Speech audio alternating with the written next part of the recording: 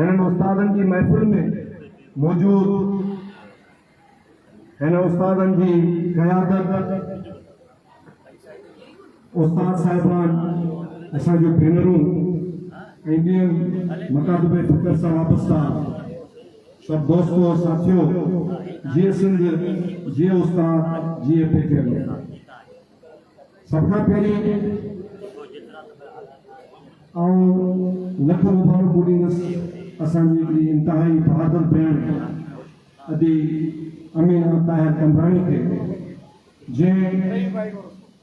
हिकु वॾी जदोजहद खां पोइ वॾे मुक़ाबले खां पोइ टंडो अलाहियार जे हिननि गयूर उस्तादनि हिननि बाशऊर उस्तादनि जी क़यादत जी जेका पग आहे उहा संभाली आहे ऐं हुन भेण ऐं हुनजी सॼी बाडी खे लख लख मुबारक ॾियां थो।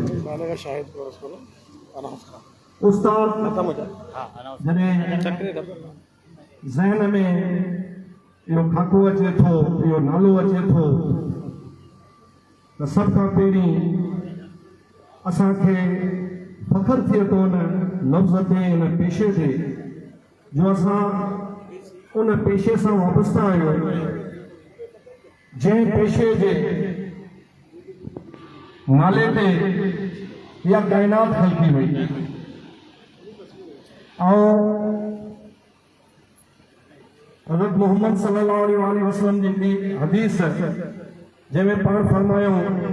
त बेशक मूंखे उस्ताद करे मोकिलियो वियो आहे तव्हां त हिन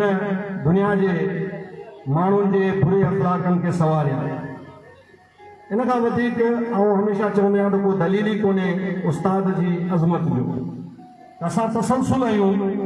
उन अज़मत जो उन पेशे जो त जेतिरो असांजो मक़ाम आहे त असांजूं ज़िम्मेवारियूं बि ओतिरियूं ई ज़्यादा आहिनि।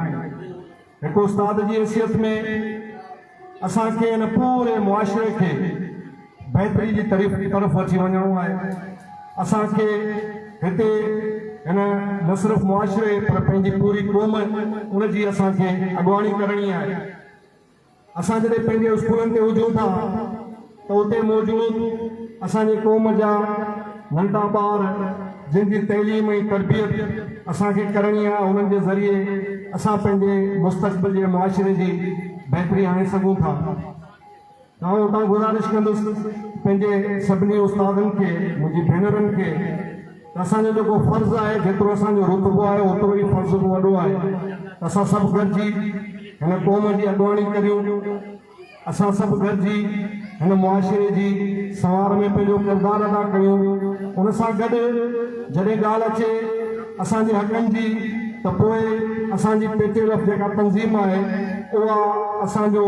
पहिरियों ऐं आख़िरी उमेद आहे त असां सभु गॾिजी जॾहिं बि का जदोजहद थिए जॾहिं बि को सॾु मिले त असां सभु वधि खां वधि उन में शामिलु थियूं त जीअं असां पंहिंजा हक़ बि हासिलु करे सघूं।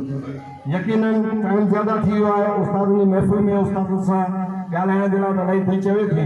पर हिकु दफ़ो वरी तव्हां सभिनी खे मुबारकूं तव्हां सभिनी जी महिरबानी।